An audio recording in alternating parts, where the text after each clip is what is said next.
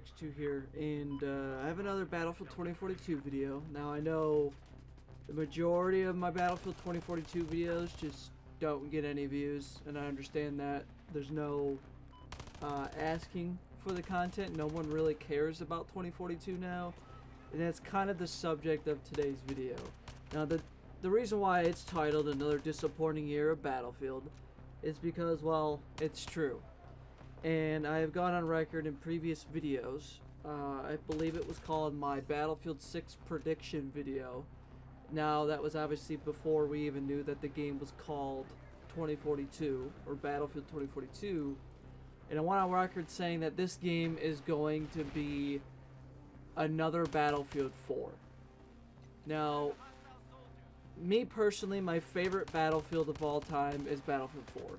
I have sunk about 4,000 plus hours into Battlefield 4. That is between Xbox 360, Xbox One, and then if you add my PC hours, it's probably a little bit more than that. But between the Xbox 360 and my Xbox One, I have about 4,000 plus hours. And if you add PC, add probably another 300 to 400 hours to that. And then my second most favorite Battlefield game is Battlefield 3. And I think the majority of the Battlefield community would 100% agree with me. I think the majority of the community thinks that Battlefield 3 and 4 are probably the best in the franchise, and then probably add in the Bad Company games. But personally, I don't include the Bad Company games as a Battlefield game. I would put the Bad Company games in inside the Battlefield universe, but a different side of the Battlefield universe. Like, I think and I don't know if this is canon or not. I don't know if they're in the Battlefield universe. I don't know. But they have a separate story, so therefore I consider the Bad Company games, Bad Company 1 and 2, I consider them to be in the Battlefield universe, but a completely different story and something that's not entirely crazy, besides the actual plot of the Bad Company games. Battlefield 2042 will be the Battlefield 4 of this generation. What do I mean by that? Well, first of all, I should mention, Battlefield 4 wasn't always sunshine and rainbows. Battlefield 4's launch, just like every Battlefield launch, was probably, I'd say Battlefield 4's launch was probably the worst Battlefield launch we have ever had. For about probably a couple months, the game was unplayable, and if you could play, it was very buggy, very laggy, very just, it was a struggle. It was basically depression to play. And I remember when I pre-ordered Battlefield 4 because I remember I pre-ordered Medal of Honor Warfighter to get the beta access for Battlefield 4. And from my recollection, the beta wasn't that buggy. The beta was on the Siege of Shanghai map, but it was only TDM. And it was so... I loved it. I fell in love. Like, it was so much fun. And I said back in 2013... 2013, 2012, when Battlefield 4 came out during the beta, I was like, this game is going to be the best Battlefield in the franchise to date. And I was right. Now, it took DICE a while to fix all the issues, the bugs and all that, and then they started releasing probably the best content span that we've ever had in a Battlefield game. The premium pass was still a thing, so you had to pay an extra $50, $60 to get all the DLCs, and each DLC came with a plethora of maps, new guns, new content, new gadgets, I would say new features, but not really, but new assets and features that they added. It was just incredible. Battlefield 4 was just an incredible game. And I was hoping that Battlefield 2042 was going to be the Battlefield 4 of this generation. And so far, I'm wrong. I'm right in the terms of it having the same type of shitty launch as Battlefield 4. But I am wrong for it topping Battlefield 4 in terms of fun, content, and just overall the amount of people playing the game right now. Because I can almost guarantee you that there are more people playing Battlefield 4 right now on PC and console than there are people playing 2042. Two reasons why I think this is a disappointing year of Battlefield. And then I have a tinfoil hat theory. Now, the first one's kind of confirmed. Everyone already agrees with this, is that they got rid of classes and they went the Call of Duty route and went specialists. Now, me personally, I don't like the specialists. I don't know why DICE even bothered to change them. I think if they revert the specialist and bring back the classes, so if they bring back assault, medic, support, engineer, and recon, if they bring those back and then they put the specialists in the certain class slots like what they would belong in, I think that would be amazing. I think that's already a good start for the game. And then the second reason is the game just doesn't feel like, it feels like a Battlefield game, but at the same time it doesn't feel like a Battlefield game, if you get what I mean. Like, at times I feel like I'm playing a Call of Duty version of Battlefield. Now, with Call of Duty Modern Warfare 2019, the 2019 release of Call of Duty, which in my opinion is the pinnacle of Call of Duty. Like, that game was such ahead of its time. It was such an amazing Call of Duty, and then in 2020 when we got Black Ops Cold War, it completely reverted everything that Modern Warfare brought in, including the brand new graphics engine and all the features and assets they brought into the game. Black Ops Cold War was such a downgrade that it basically Modern Warfare brought Call of Duty back on top, and then when Cold War was released, it completely just took Call of Duty and threw it back into the shitter where it belongs. But anyways, with Modern Warfare, there is a point to this, but with Modern Warfare, there is a game mode called Ground War. Now, in the beta, a lot of people were like, oh my god, this is what I wanted. This is the Battlefield game that I've wanted. Because Modern Warfare, it might have been a Call of Duty game, but I think the reason why I love it so much is because it doesn't feel like Call of Duty. It feels like a Call of Duty Battlefield game had a child. And I think that's what Infinity Ward was going with when they made Ground War, is they saw what was going on with the Battlefield franchise and they capitalized on it and brought in their own Battlefield style mode. And not to mention they topped that with Warzone. I think when Warzone first came out, it was the best BR, and then it slowly became shit. Battlefield 2042 just doesn't have that. I know it's Battlefield, but it doesn't feel like I'm playing a Battlefield game. And on top of that, the maps don't feel like there's this conflict going on. The story is giving us this information, and the story is telling us that everywhere on every continent and country on planet Earth is under conflict, under siege, completely destroyed by weather, by war, and yet you play on these maps and there's no sign of war happening. If you go back to previous Battlefield games, Battlefield 5, Battlefield 1, Battlefield 4, Battlefield 3, in the background, there's war happening. On North Shell Canals, you see a giant armada of cruisers, destroyers, the amphibious carriers. You even see big-ass aircraft carriers in the background. On Siege of Shanghai, you see destroyers from the U.S. side and the Russia side firing cruise missiles at each other. And you can even watch them impact each other. Now, granted, there are less actual war-type elements in the actual map, but you still feel like you're fighting a war because there's that huge background element that's going on by itself while you're fighting on the actual map. So I think that's one thing they need to do with all of their maps. They need to completely redo them and make them war-torn. Make them feel like there's a conflict going on. Make the player feel like he's in war. I know that's kind of something we shouldn't be talking about considering what's going on in current events, but make the players feel like, wow, I'm actually in 2042. What something could possibly happen during this time period where weather, like, humans have completely fucked up the weather and it's completely destroying countries and neighborhoods and cities.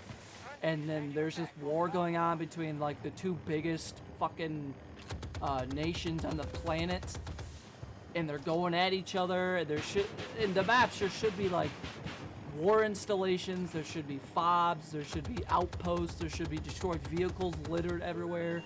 Like, nothing should be pretty. It should be all completely like destroyed. I've already recorded this voiceover twice now. This is the third time recording it. But I gave an example on Kaleidoscope. Now, mind you, I know the developers are already doing this. They're already reworking the maps. And there'll be a link down in the description of the... article they were talking about and showing pictures of sort of the rework of the maps. And they showed Kaleidoscope, which is the South Korean map. And they showed one more. I can't remember the name of it, but it doesn't matter all too well, because just click the link down in the description. You can read it by yourself. But I gave an example for Kaleidoscope. There are multiple giant skyscrapers in the map. So what they could do is they could take one of these skyscrapers and already make it to where, let's say, one skyscraper is completely destroyed, but it's still standing. It has holes in it. You can look through the floors. There's like a giant fire in the building, and you can see smoke coming out of the building. They can even add like this is morbid, but they can add like dead bodies, so you could tell there was a shootout inside the building. And then the building next to it, I think these are the F points, so I think it's F1 and F2. You guys know the three clustered skyscrapers. And then the other one closest to I think it's the Russian deployment, because I think the Russian deployment's on the farthest side of the map from the skyscrapers. One of them could already be destroyed, like it could have got hit by a cruise missile, and then it buckled under its own weight, and then it fell down, and then it's completely like covering one side of the map. So players can fight inside that fallen skyscraper, and then they can fight around that. Another thing is, remember when they teased us the brand new destructible environment feature they had to the game that they completely developed, where they showed the building completely crumbling apart and all the dust and all the rubble, and you could see every individual floor in that building? What happened to that?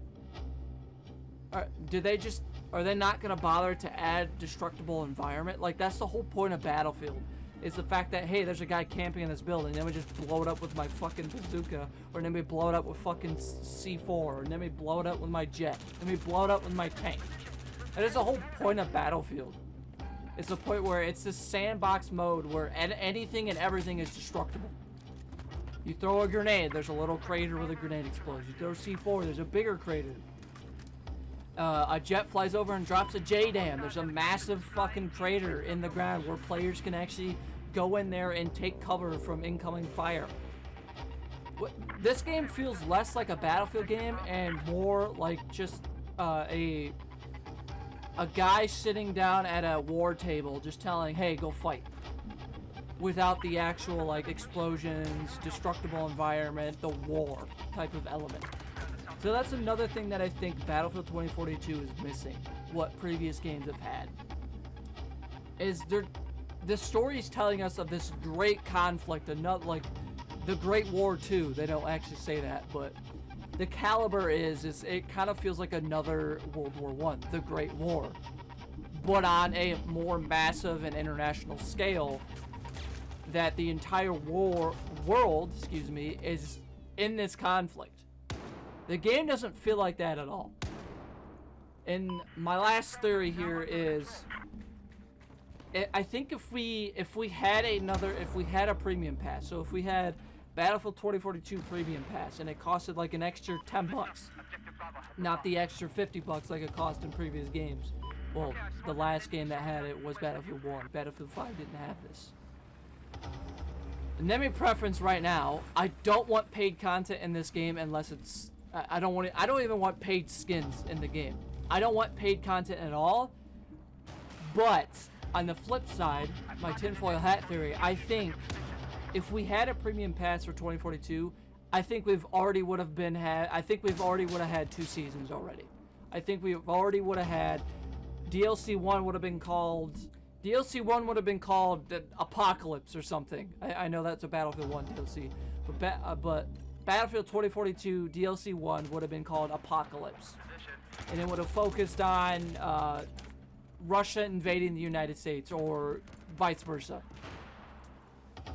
I know this is too real for what's going on right now, but vice versa. Either country invades either one, and you're pushing through a war-torn city that's been firebombed or something, and it's just on fire. Everything's on fire, and you're just pushing through. And they give us 4 maps, and then they give us 2 remakes.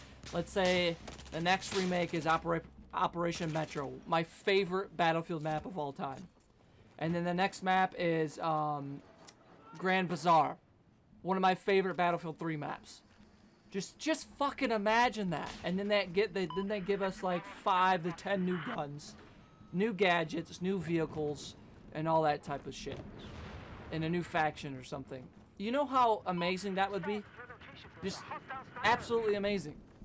So that's kind of my tinfoil hat theory, that I think if we had a premium pass, I think DICE wouldn't have a single problem pushing out content, and the game probably would have already been fixed.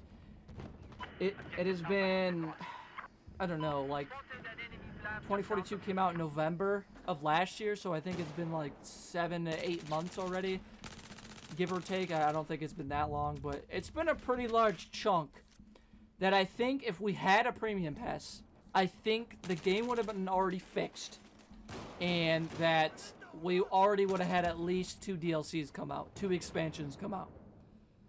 So I'm not gonna elaborate anymore. I just think that right now, one last thing, I know this is a long video, but one last thing is I'm gonna discuss the rumors of the dev studio working on the next game, next year's Battlefield. What I think DICE needs to do is they need to completely scrap that. They need to put a hold on the next Battlefield game, and they need to put every studio that was working on 2042, so Creation, Ripple Effect, that is also known as DICE LA. So Ripple Effect, DICE LA, they're the same studio, they're just renamed. Creation Studios, DICE themselves. I think there was 2 more studios that I can't remember, but every EA studio that has worked on an FPS shooter needs to work on 2042. Fix the game first, because I know they went out and said, listen, we're fixing the game first before we release new content. I know the community got really butthurt over that, and I'm like, listen, I would rather them fix the game than release content to the game that might break the game even more. So I think that what they need to do is they need to fix the game, and they need to stop with the 1 update a month. Like, I know developing games is hard. I'm not a developer at all. I don't know how any of this works. In terms of a consumer point of view, 1 update a month isn't cutting it. It's not going to bring back the community. Even if you soft launch the game and it's like completely brand new and amazing and fun, it's still not going to bring the community back because you're only updating the game once a month. I think a minimum 3 updates a month to fix the game, then bring in season 1, and then boom, the community's back. There you go. So I think every studio needs to stop what they're doing. And again, I'm a nobody, I can't tell them what to do. But I think bring every studio that previously worked on Battlefield games or previously worked on 2042, make them work on 2042, fix the game, then revert the specialist and bring back the class system and have everyone be able to customize their soldier whatever way they want. Then bring out season 1, and if season 1 breaks anything, fix the game even more, and then start releasing content. Easy clap. I know it's easier said than done. I know nothing about developing games, but consumer point of view, that's what they need to do. So I'm gonna shut up. I do apologize for ranting a little bit, but that's my little Battlefield 2042 rant and why me and many others in the Battlefield community are disappointed with Battlefield this year.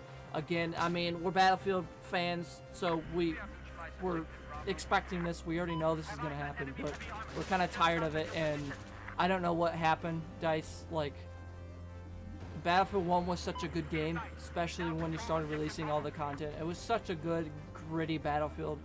And then 5 came out, and I liked 5 for the first two months of the game's launch, and then I just started hating the game. And then 2042 came out. I was really hyped for the game because I thought it was going to be another Battlefield 4. I'm still excited for the future of the game. I hope they don't abandon the game, because if they abandon the game, then that's just gonna... I know a lot of people say they don't care if they abandon 2042, but deep down I know they care. And if they abandon 2042 and just work on the next game, then that sucks, because we're not gonna have a Battlefield game to play. There's no new content gonna be coming to the game, and it's just gonna be a piece of shit. And I don't want it to be a piece of shit. I want this to top my favorite Battlefield game, because it has the potential, it has the story there, it has the elements. But that's all we got time for. I do apologize for the 20+ minute long video. I'm ranting about 2042. I hope this game turns around and they relaunch the game as a soft launch, and the game becomes the best Battlefield the community has ever gotten. So without further ado, guys, like, comment, subscribe, turn the bell on for all notifications so you know when I upload, and I'll see you in the next video. Adios, guys.